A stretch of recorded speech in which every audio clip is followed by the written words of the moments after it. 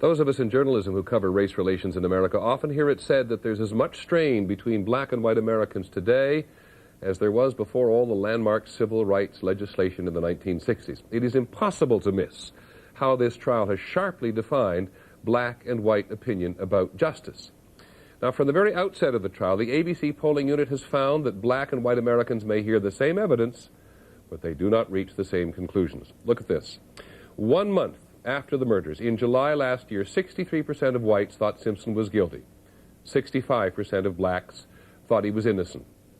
And now look, more than a year later, with all of the evidence having been laid out, 77% of whites think Simpson is guilty, and 72% of blacks believe he is innocent. Blacks and whites are actually farther apart. Clearly, the former detective Mark Furman is a factor in all this. 77% of blacks think that he planted that bloody glove on Simpson's property, but only 31% of whites, once again, notice the gap. We conduct polls to support our reporting on what's happening in the country. And ABC's Judy Muller reports for us tonight on how the justice system has been vulnerable to racial politics in Los Angeles.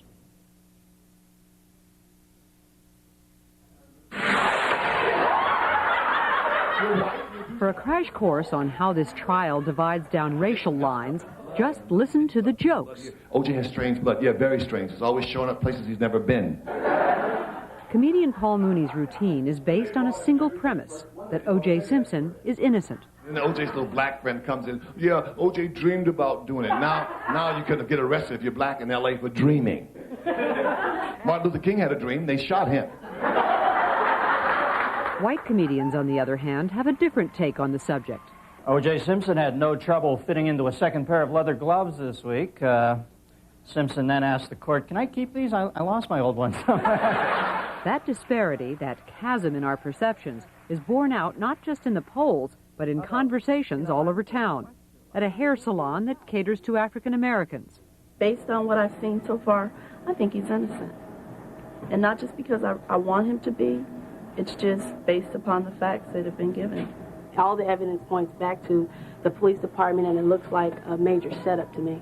And across town, at a hair salon in Brentwood. It's just absolutely ridiculous to me. It doesn't seem like any of the policemen had any of the time to do any of that. I have found most people to be vehemently convinced that O.J. Simpson is guilty of this double murder, and that there is no question. No question? At the First AME Church in South Central, there are still plenty of questions. I do believe he's being set up. I think that African American people and white people view this trial just totally different because we can understand where he's coming from because we are black. I've been stopped by the police at least 50 times. And when I say that, I mean combining Los Angeles and Detroit. And it's always the same excuse. Your car fits the description of a robbery. You fit the description of a robbery. To parishioners in Santa Monica, a mere 15 miles away, that life experience is as alien as outer space.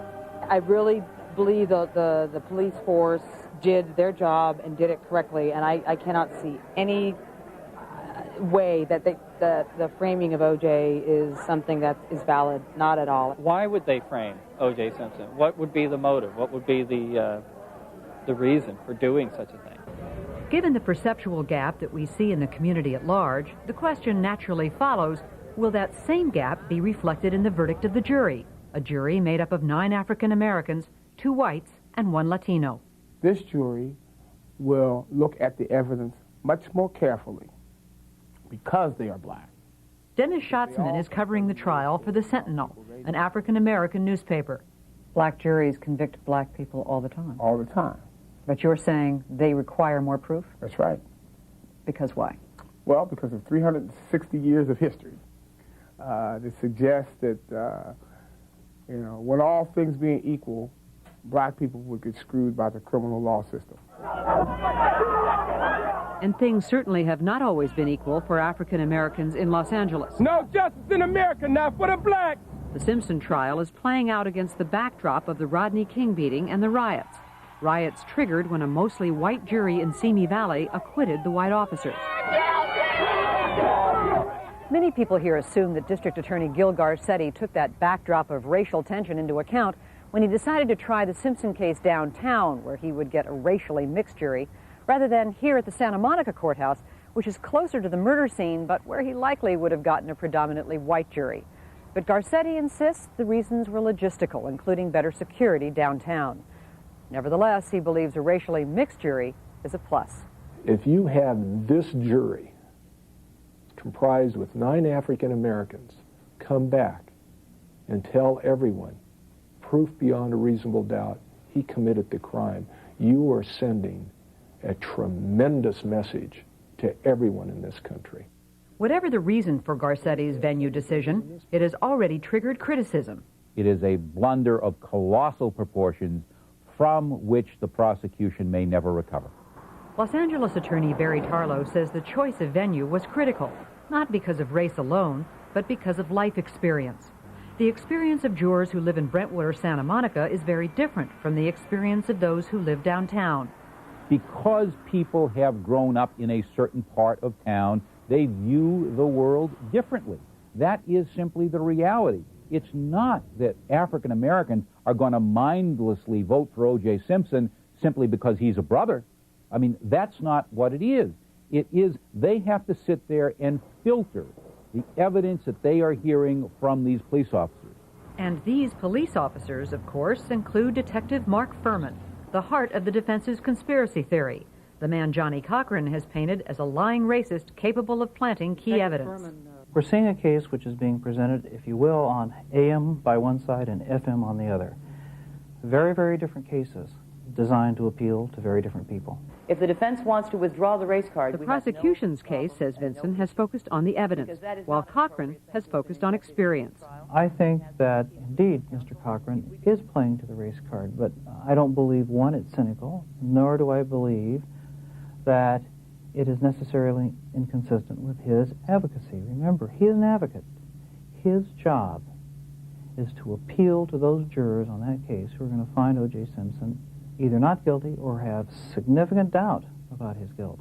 As for playing the so-called race card, there are those who say the district attorney is guilty of doing the same thing. There is no doubt in my mind that Chris Darden was put in this case because Gil Garcetti wanted a black face on that team.